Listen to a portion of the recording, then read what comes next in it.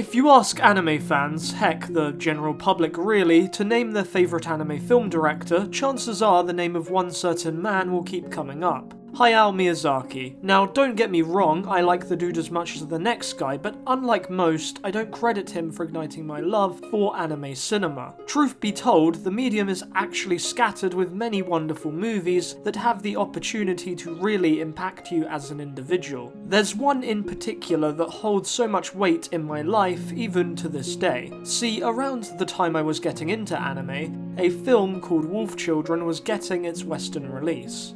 This would turn out to be a film that completely changed my perspective on the value of animation as an art form. I watched Wolf Children before the time I researched anime directors, or even certain animators. I was simply taken aback by how a final animated piece could be polished so well. I've since watched Wolf Children 3 times, and not once has the occasion been unenjoyable. I eventually watched all of Hosoda's films produced under his co-founded Studio Chizu studio, and I just cannot stress enough how much I love his personal directorial stamp.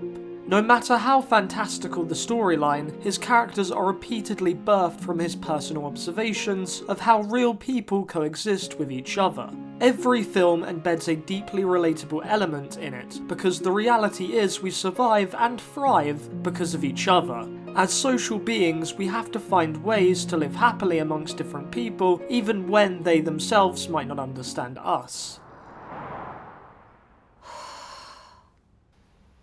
Hosoda's talents haven't gone unnoticed. The Japanese Academy Awards have recognised Hosoda's achievements on 3 separate occasions, with Wolf Children, Boy and the Beast and Mirai all winning the Anime of the Year award for their respective release years. Studio Chizu, as a result of their continued excellence, pushed me to discover more and more powerful anime and the unique culture that surrounds them. In fact, Mirai made me get on a 55-minute flight to Scotland just because I wanted to see something Hosoda had directed on a cinema screen.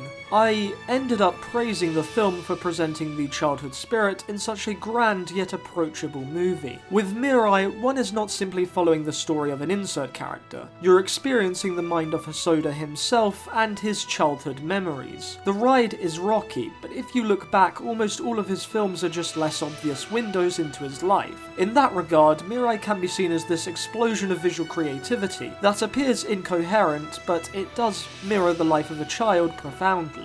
According to Nozomu Takahashi, a producer at Nippon Television, Hosoda was very adamant on the structure of the movie, and I have to say this resilience to force crafting a restrictive narrative shows how well Hosoda understands people.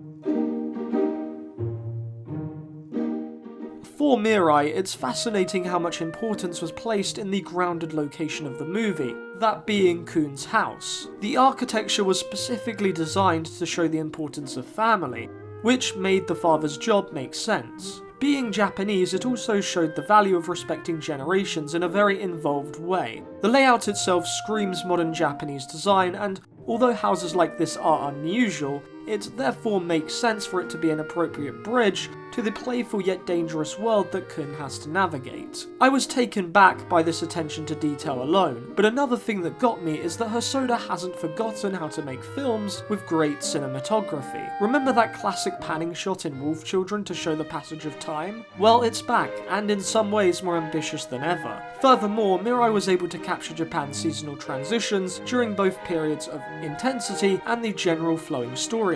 I think it took chaos to really achieve this. It's very hard to showcase climate in a film that's about 100 minutes long.